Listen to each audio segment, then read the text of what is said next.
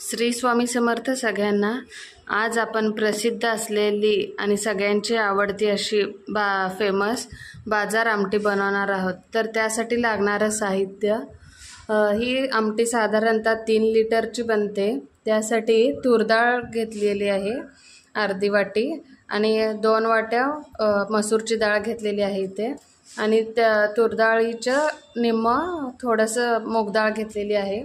आणि त्यासाठी लागणार ते मोठे असतील कांदे तर 2 बास होतात। आता माझ्यावर मीडियम साईजचे म्हणून 4 घेतलेले आहेत, आणि टमाटा देखील मोठा एक असेल तर बास होतं। हे छोटे आहेत म्हणून मी 3 घेतलेले आहेत। थोड्या लसणाच्या पाकळ्या, खोबरं आणि कोथिंबीर पण लागते। कोथिंबीर मी ॲड करणार आहे परत, यामध्ये दाखवलेली नाही आहे।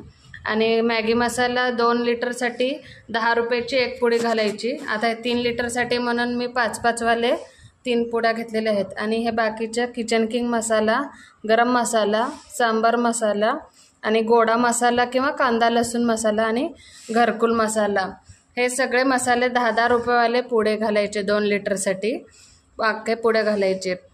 आणि इथं अद्रक